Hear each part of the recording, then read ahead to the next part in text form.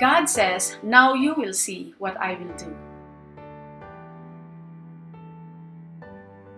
In Exodus chapter 6 verse 1, it says, "Then the Lord said to Moses, 'Now you will see what I will do to Pharaoh.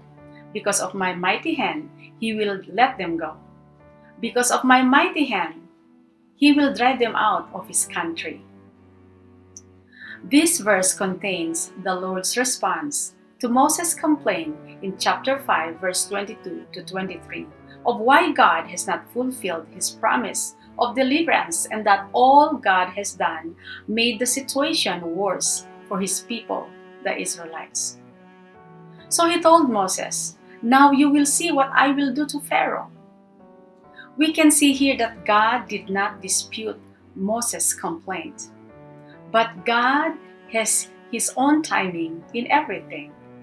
And so he comforted Moses by telling him that his timing is at hand and that he has the Egyptians where he wants them.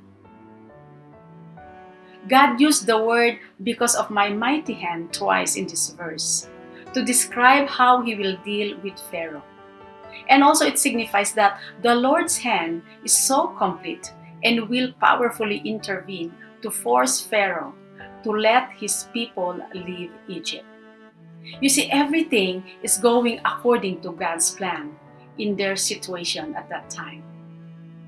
When God said, "You will see what I will do to Pharaoh," he meant the plagues. So it is likely that this was the start of God's dealing with Pharaoh through his miraculous intervention.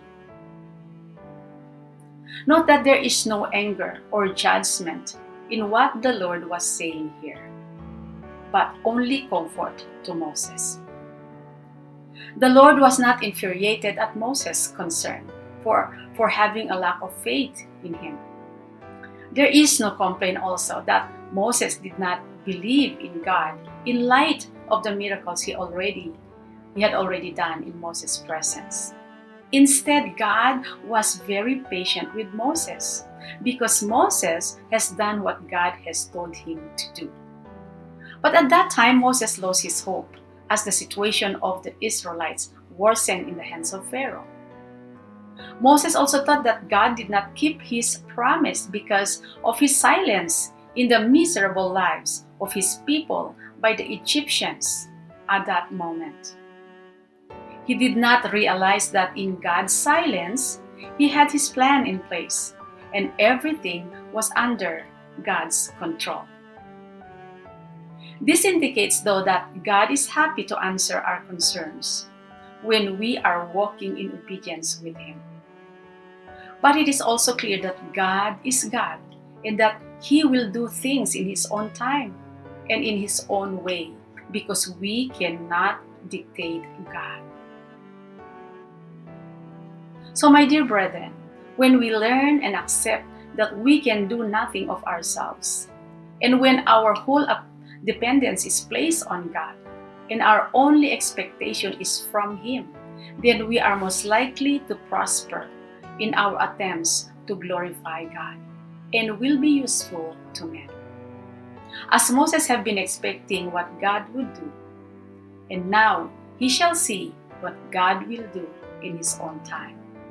That God would now be known by his name Jehovah, that is a God performing what he has promised and finishing his own work, as Matthew Henry commentary says. See, the Lord needed to reassure Moses that he was aware of the situation and was ready to act on behalf of his people. And that God is also showing us as well that he is in complete control of every difficult situation that we, his children, may encounter in life, and that we should always put our full trust in his promise and walk in obedience with him to receive his deliverance and favor. Thank you.